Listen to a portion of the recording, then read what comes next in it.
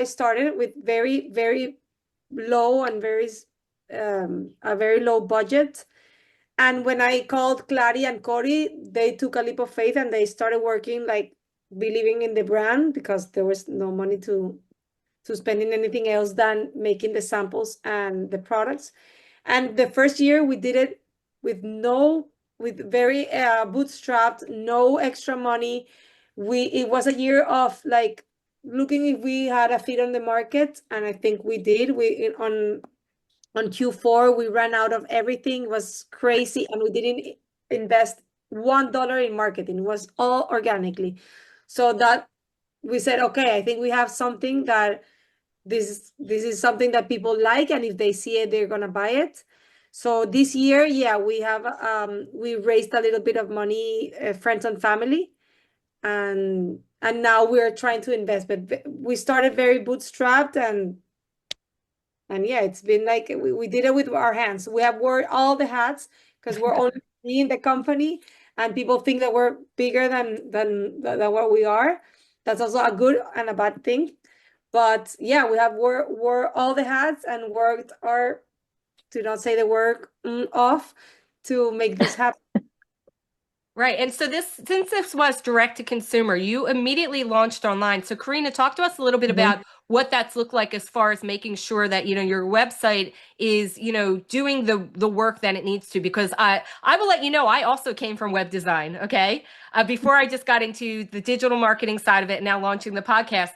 And still, I'm shocked to this day how people think they're going to put up a website and magically their business is now successful in making all this money. And as we know, Yeah. with the way the world's changed as far as everything is now mobile first, website hmm design has gone through a gigantic amount of iteration. So how are you making sure that you guys are really able to hit that market at all times and change with the times? Because, technology changes when we're sleeping. Let's just say that. Yes. Yeah, it does. So yeah, well, as I don't know the actual percentage, but I could bet it's like 90% or more of shops out there were on Shopify, which is great. Because there's a lot it helps with a lot of things. My background in web design definitely helps too. Anything we think of, be like, I don't know, but it might be possible. Let me find out a way. And getting a way of doing it. But and you're completely right in what you're saying about people thinking like, okay, my website's up, I'm gonna hit publish, and all of a sudden I'm gonna have sales, and not really. It's more having the website be a tool for that when you're discovered through other avenues, then it's easy to understand, it's easy to find what you're looking for, that everything works impeccably, that it's mobile first, that checkout is really quick, just all those things. And that is just a bunch of testing, A/B testing. We've done a lot of it for messaging. Now I can't even remember which one it was, but the first like the first heading we had on our intro section that we loved and we thought that one was the one that was going to fit. Turns out another one performed better. We switch. So we do that a lot with the website, and always making sure that the SEO is working, that everything is set up correctly. Yeah, just that all the setup is there, that it's easy to understand, that it's easy to navigate, and that people have all the information they want if they want to dig really deep and get into every single ingredient and get into just the nitty gritty of all of our products. It's there. If not, you also have it readily accessible, like right at the top, images and things that will let you know that you're at the right place. But all the information is there.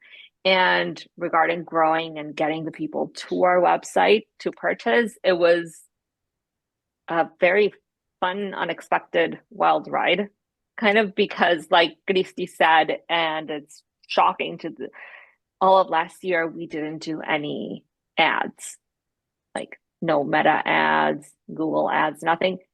Despite the fact that Gladys, our other co-founder, worked at Meta for 3 years. She is a growth marketer. That is what she did till January with her own consulting agency. Like that is her expertise. And didn't, I'm not saying we didn't need it. Always, if you do it, you grow more. But because we were bootstrapped and we were so strapped for cash, we were able to put all of that into inventory because we were growing organically. A lot of it led by social media. So it was social media, email marketing, but I would say more social media, what really got us there and got people to our website. Yeah, I almost wish that Clara could have been here because I had so many questions about the growth marketing side. Because again, people think like, you launch a website and then people just find it and then sales are just made, and none of that happens. It is all like thoughtful planning that goes into it. So